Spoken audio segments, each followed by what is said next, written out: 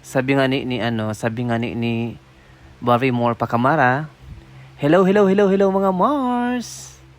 So yon, for today's video mga kapamilya at online viewers, narito tayo sa bahay ni Sandro Napagal na kung saan kasalukuyang nagpapahinga kasi galing yan dun sa amin. Then pumunta kami dito para kumain lang.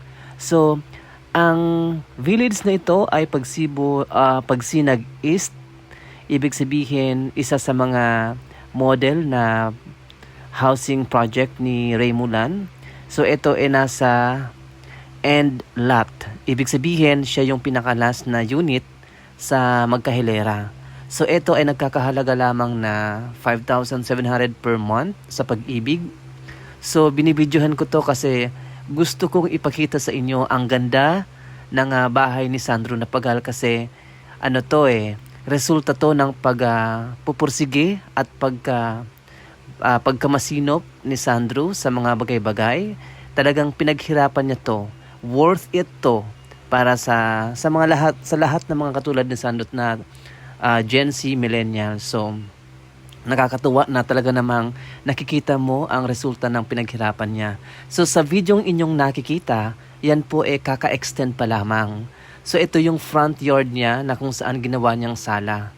So itong video na to, ito sa loob na to, ito yung pinakasala niya before. Pero since na-extenda na sa front yard, ginawa niya ng sala yon. So dito ang pinakababa, first floor. So yan yung pinakasala niya. Ang concept ng kulay ni Sandro ay brown. Ang sinasuggest ko nga sa kanya, yung kulay niya ng pintura ay dapat cream. Katulad dito sa Pagsibol, cream and then brown din yung concept ng kulay. So eto, okay na to, malinis. Eto yung kusina ni Sandro, yan yung mga cabinet. And then eto, meron ding counter table. Lagayan ng kung ano-ano. At saka yung kanyang CR, ayun din, kung inyong makikita, ganun din yun. Kaka-improve lang yan. So 2 weeks ago siguro or 1 week ago lang. So, ang tiles niya, napakaganda ng kanyang tiles. That's color brown. Yon, ang kanyang kortina kulay brown. At ang kanyang sofa sa loob, temporary lang naman yan. Yan po ay chocolate brown. Ang kanyang mga basahan, doormat, lahat din yan brown. So, accurate yung kanyang color coding. So, ito yung backyard niya. Kaka-improve pa lang din yan. Exhaust fan ng CR. Yan yung gagawin niyang kusina or dirty kitchen. So, hindi pa nagawa ng lababo. So, soon, ililipat niya yung dirty kitchen niya dito. So, yan yung pinaka-space niya sa likod. Sabi ko nga sa kanya, ang sinasuggest ko dyan ay labahan na lang. Pero okay din naman. So, ito ang kanyang CR. Napakaganda naman yan. Very aesthetic. So, that's a combination of white and then gray. So yan may salamin. Pasensya na sa aking kasi napadaan lang ako niyan diyan. Sa aking attire kasi nakasando ako niyan. So I don't wear sando usually. Pero nakasando ako niyan kasi sobrang init. So dito, yan ang kanyang CR. Ang suggestion ko lang dito sa CR ni Sandro yung tiles. Medyo pangit yung kulay nung pinaka-flooring niya. So next stop is yung sa baba naman, sa taas naman. So dito, kung mapapansin niyo, yan, color brown talaga ang kanyang concept. So pag tinignan nyo, dyan sa may hagdan na yan ang kanyang view. Ang ganda, no? So super ganda, sobrang linis. So sa taas naman, ang kanyang flooring ay color gray. So sa taas, mayroong 2 kwarto. Isa sa, ayan, so room 1, ayan. Pwede dyan double deck. Pwede din queen size bed. Yung bed niya na yan ay single bed.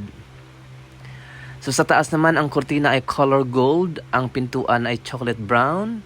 Ang flooring ay color gray. So mas maganda sana kung naka-align sa yung kulay ng taas at kulay ng baba. Pero okay na din naman yan.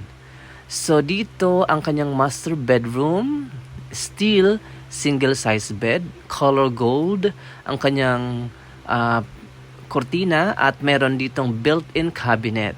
So sa built-in cabinet na yan, merong hangeran, merong lagayan ng mga damit, lagay ng mga kumot. So kompleto yan. So pag tinitingnan nyo sa baba, yan ang kanyang view, sobrang ganda. Ayan. So, there you go, mga kapamilya at online viewers. So, tingnan nyo yan sa baba. Sobrang ganda, no? Ang hagdanan, yan ay color brown din. Chocolate brown din yan. So, hindi pa natatapos pinturahan yung taas. Ongoing pa din kasi yan. Ito sa baba, sobrang liwanag. Meron din siyang cove light kanina. Nung pag-video ko kanina, naka-cove light siya. Pero pinatay niya na kasi mainit. So, ito ang kanyang kusina. Connecting to dining area. And then, there you go. Yan ang kanyang sala. Color brown. So, ito ang kanyang naging official sala. Kasi kaka-extend lang yan. Tingnan nyo, oh. Sobrang linis, sobrang lawak. Kaya talaga namang ma-enjoy nyo ang space.